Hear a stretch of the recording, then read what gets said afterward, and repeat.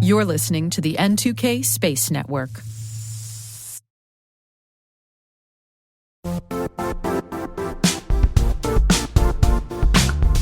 The DMV has established itself as a top-tier player in the global cyber industry. DMV Rising is the premier event for cyber leaders and innovators to engage in meaningful discussions and celebrate the innovation happening in and around the Washington, D.C. area. Join us on Thursday, September 18th to connect with the leading minds shaping our field and experience firsthand why the Washington, D.C. region is the beating heart of cyber innovation. Visit dmvrising.com to secure your spot.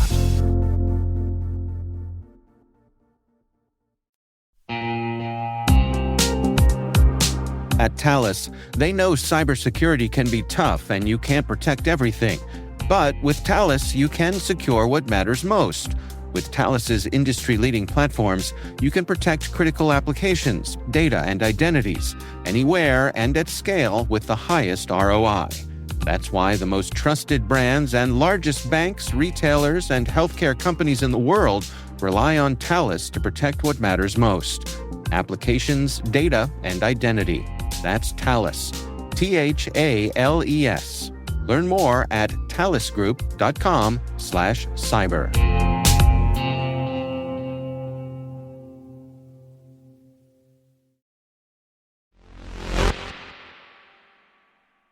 Today is September 9th, 2025. I'm Maria Varmazis, and this is T-Minus. T-Minus. 20 seconds to LOS T-Drift. Go for deploy. Roger, roll.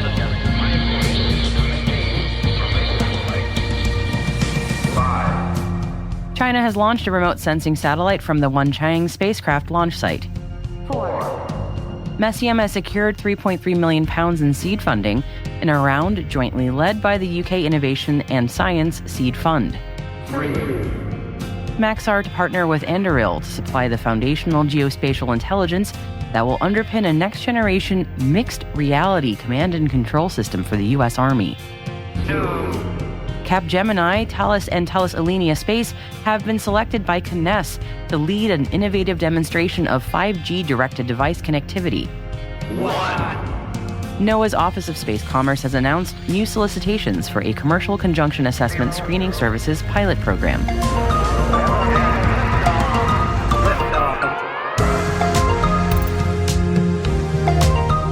Our guest today is Kevin Hell, President and CEO of Empower Technology. We're going to be discussing a new investment in Empower by Lockheed Martin Ventures. Stick around to find out more about solar panels in space.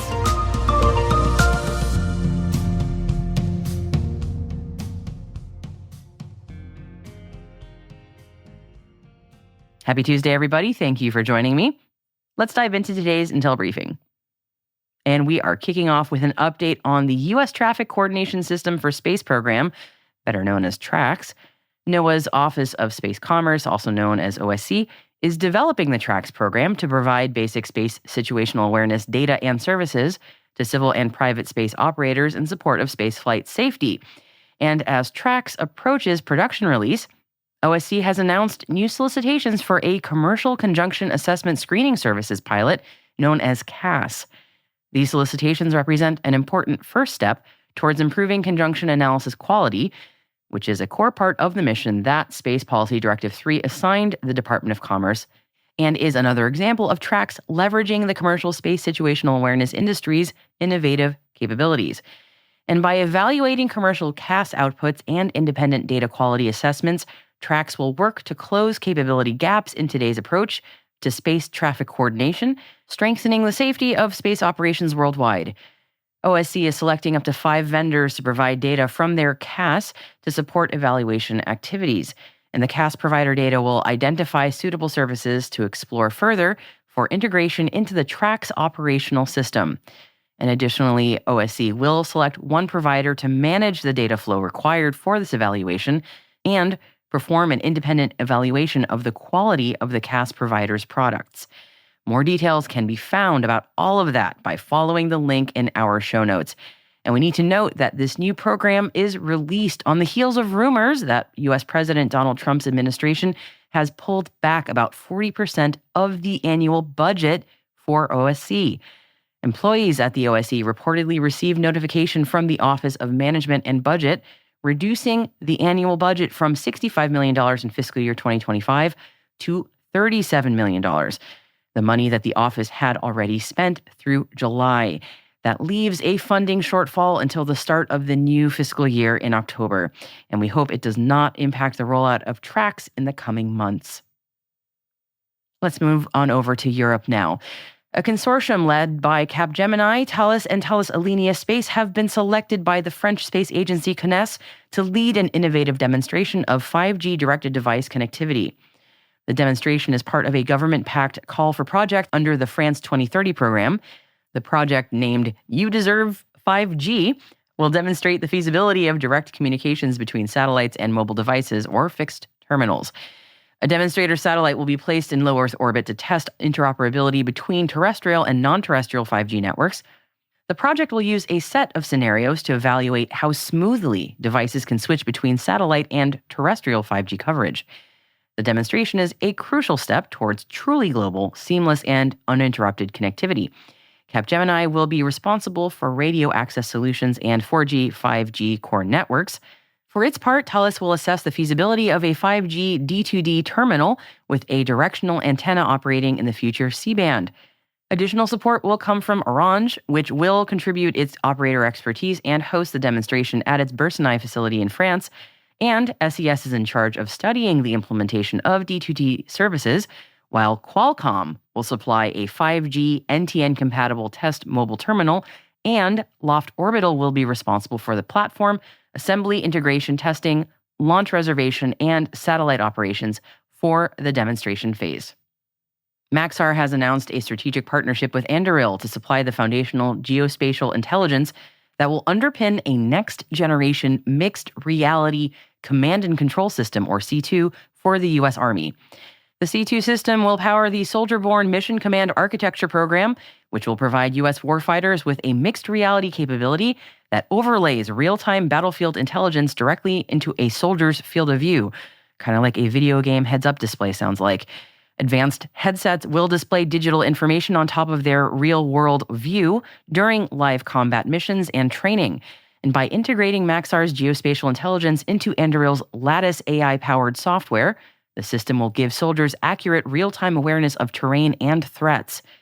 Maxar and Anduril say that they're turning data into actionable insight that strengthens survivability and accelerates decision-making in contested environments. It is certainly a sci-fi turned science reality system that blends space data, AI, and soldier-ready battlefield tech. Sky News is reporting that Messium, a British satellite imaging startup, has secured £3.3 million in seed funding in a round jointly led by the UK Innovation and Science Seed Fund. Messium uses hyperspectral satellite imaging and AI analytics to improve the efficiency of farmers' crop management by detecting how much nitrogen is present in each part of a field. The funding is also reportedly backed by the UK Space Agency, and congratulations to Messium. And China launched a remote sensing satellite from the Wenchang spacecraft launch site in the southern island province of Hainan earlier today. A modified Long March 7 rocket carrying the Yaogan 45 satellite blasted off at 10 a.m. local time and sent it into the preset orbit. Chinese media say that the satellite will mainly be used for scientific experiments, land resource surveys, crop yield estimates, and for disaster prevention and mitigation.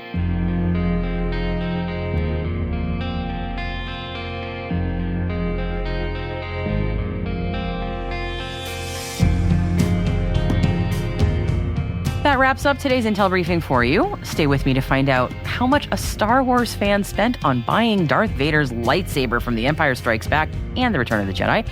But before we get into that very important news, and my chat with Kevin Hell from Empower, producer Alice Kruth joins me now with an update on the other stories that we are watching today. Alice, what do you have? Maria, we've added one additional link in today's selected reading section of our show notes. It covers the announcement that the Space Development Agency has selected Dr. Garpatap Sandhu as the acting director of the SDA. You can read more about that and all the other stories mentioned in the show by following the links that are available on the podcast platform that you listen to us on, or on our website, space.n2k.com. Hi, T-Minus crew. If you are just joining us, welcome. And be sure to follow T-Minus Space Daily in your favorite podcast app. Also, if you could do us a favor, share the intel with your friends and coworkers. A growing audience is the most important thing for us, and we would love your help as part of the T-Minus crew. If you find our show useful, please share it so other professionals like you can find T-Minus. Thank you so much, everybody. It really means a lot to me.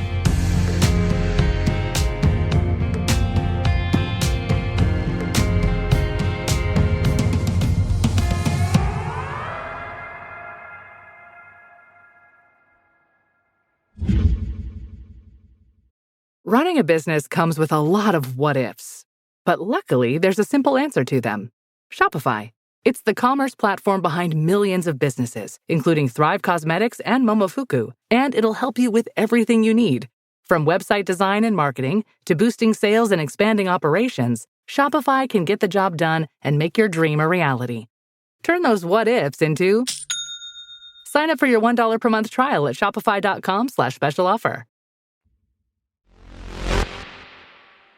Today's guest is Kevin Hell, President and CEO of Empower Technology. Kevin started by telling me more about Empower.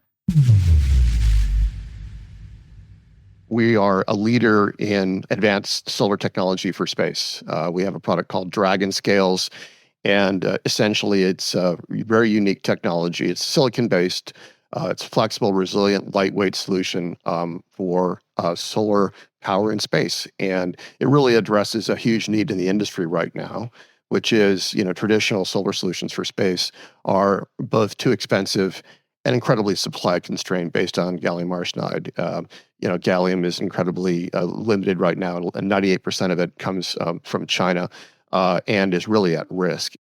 One of the things that's been driving, or has been historically driving gallium arsenide, is the fact that it has very high efficiency relative to silicon. In fact, silicon was the initial technology used in space for solar arrays, and then gallium arsenide was developed to increase the efficiency so you didn't need as long of an array. And that was particularly important when launch vehicle costs were very high and when the penalty for weight was extremely high. Yeah. However, launch costs have come down. The penalty for weight has come down. And even though silicon has lower efficiency, given the amount of power requirements for these new missions, silicon has found its way back to the future. It's now something that we consider for designs and works out quite well. And it's the only way that you're going to meet the requirements for many of these large-scale missions. However, in addition to that, one of the great things about Dragon Scales is that we can take advancements in the silicon photovoltaic world that's primarily driven by the terrestrial market and take those increases in efficiency and essentially drag and drop them into our Dragon Scales architecture. So we're able to leverage a lot of very expensive investments that the terrestrial market makes to increase the efficiency for your rooftop or for any other solar application. So it's some of the new technologies that are coming down the pike are heterojunction cells, TOPCon cells, as well as perovskites on silicon. And what these new technologies do is really close the efficiency gap relative to gallium arsenide. One of the penalties of silicon is that, again, you need a slightly longer array. That array can weigh a little bit more. But with these new technologies, that efficiency gap, we expect that to close. And in fact, perovskites and silicon promise to get very, very close to the efficiency of gallium arsenide. And when that happens, there really is no penalty at all for silicon. You got, a cost that is, 5 to 10x, less, and you have unlimited amounts of supply. And so really that's where we see it going over the long term through our roadmap. Yeah, I was going to say the supply chain is, you take that out of the equation also. So that's, it's never out of the equation, but it's less of a concern, certainly. So yeah, Those are all very, very important considerations there. Closing that gap. We're just glad that billions of dollars are being poured into the R&D associated with the increasing efficiency for your terrestrial rooftop applications, given their scale. And then that flows down to us, and we can now use that for space and do the things that we do to make it particularly suited for space. So honestly, what a great place to be, especially with such a great innovation. So very enviable, honestly. So congratulations. So on a recent announcement about a new investment in your company by Lockheed Martin Ventures. This was announced in late August. Would you mind telling me a bit about that? Yeah, sure. Yeah, and it builds on two recent funding announcements we've had. The first was in May, where we announced the Series B funding, $21 million in Series B, led by Razor's Edge and Shield Capital. And then more recently, we just announced an additional investment from Lockheed Martin Ventures, which joins us as a strategic investor, and that brings the total Series B funding to over $24 million, which is really exciting. And this is really going to allow us to scale our high volume production of Dragon scales and also expand our reach into national security missions as well, since obviously both Lockheed Martin Ventures as well as Razor's Edge and Shield Capital are focused on that area. Absolutely. I was going to ask about that partnership with Lockheed Martin Ventures, sort of what they bring, obviously financial support, but as a partner to you all, what kind of like the relationships and what they bring to you, maybe in the softer side of things, so to speak. Lockheed Martin is one of the largest space and defense contractors in the world, and so their involvement brings mission expertise, defense sector reach, and credibility. And it's really a very powerful signal. It validates Dragon scales as the technology that's needed for this next generation of space missions that I was talking about. Yeah. It also creates opportunities for collaboration on critical U.S. defense and national security missions that need resilient, rapidly deployable power solutions. As I mentioned, there's really a constraint in the market right now around solar power, and so we can come to the table on these kind of missions, particularly on the U.S. defense side, and help and provide solar power solutions. And it helps accelerate our growth into areas like responsive launch and proliferated LEO constellations, which is really a huge area right now. Huge. Yeah, absolutely. Yeah. When you speak about scaling up, what does that look like for you all? Is that new facilities, just being able to be producing more? Sure. Yeah. No, it's a really exciting time for us. As I talked about last time, we have a manufacturing partner in upstate New York, Universal Instruments, and we have just started to produce off of our high volume production line in New York. It has a 2 megawatt annual capacity, which is more, by the way, than the combined global output of the 3 main suppliers to space combined. So just give you an idea. Mm-hmm. And we are producing flight modules out of that facility now on this new line. It's very exciting for us. And so this additional funding is going to help us continue to expand, our production with Universal Instruments. That's fantastic. Anything else that you want to add about this announcement, or just in general what you all are sort of up to now and looking to do in the future? Well, the space market continues to grow, and we've got LEO constellations for communications. You've got, as I've talked about, defense and intelligence missions. You have space mobility, orbit raising services, space habitats, lunar and Mars missions, AI and in-space computing, and then, of course, people are talking about space-based power generation and beaming. All of these things require power, and they require orders of magnitude more power than has ever been done in the past. And they need to be at a price point that is an order of magnitude or more or less than has ever been done in the past.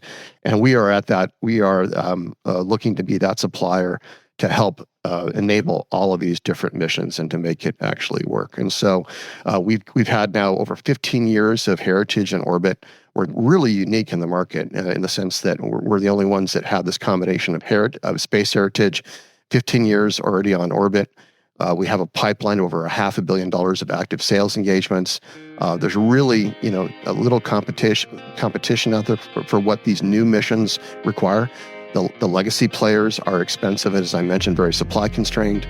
Other silicon suppliers are emerging as well, but they're years behind us, and they don't really have yet scalable production that's working now like we do.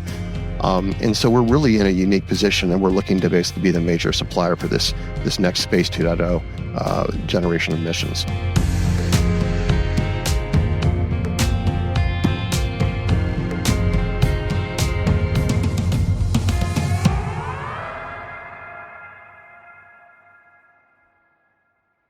We'll be right back. This episode is brought to you by Indeed. When your computer breaks, you don't wait for it to magically start working again. You fix the problem. So why wait to hire the people your company desperately needs? Use Indeed's sponsored jobs to hire top talent fast. And even better, you only pay for results. There's no need to wait.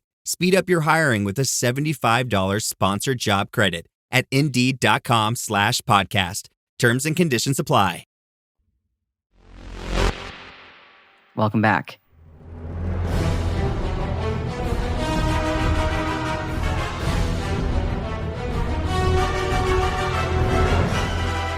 If you have a couple $1,000,000 burning a hole in your pocket and an abiding love of Star Wars, you might really relate to this headline. Because last Thursday, somebody spent $3.6 million at an auction to buy one of the actual lightsabers used by Darth Vader, both the actor and the stunt performer, in both Star Wars: The Empire Strikes Back and Return of the Jedi. $3.6 million for an on-screen prop.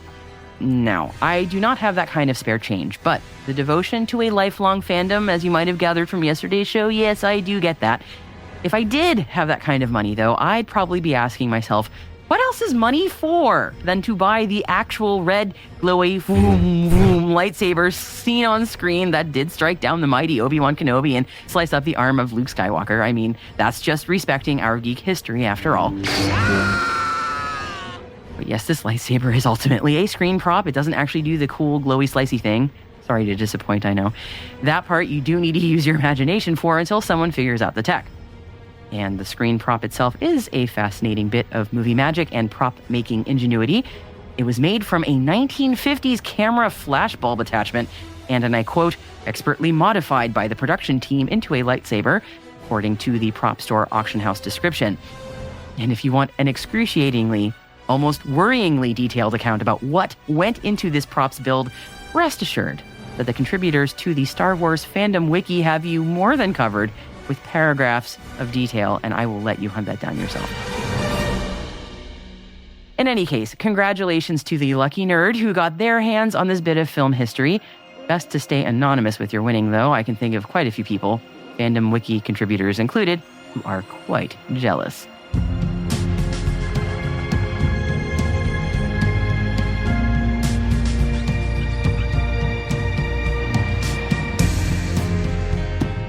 And that is T-Minus, brought to you by N2K Cyberwire. What do you think about T-Minus Space Daily? Please take a few minutes to share your thoughts with us by completing our brief listener survey. The link is in the show notes for you. And thank you for helping us continue to improve our show. We're proud that N2K Cyberwire is part of the daily routine of the most influential leaders and operators in the public and private sector. From the Fortune 500 to many of the world's preeminent intelligence and law enforcement agencies, N2K helps space and cybersecurity professionals grow, learn, and stay informed. As the nexus for discovery and connection, we bring you the people, the technology, and the ideas shaping the future of secure innovation.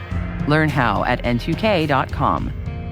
N2K's senior producer is Alice Caruth. Our producer is Liz Stokes. We are mixed by Elliot Peltzman and Trey Hester, with original music by Elliot Peltzman. Our executive producer is Jennifer Iben. Peter Kilby is our publisher, and I am your host, Maria Varmazes. Thanks for listening. I'll see you tomorrow.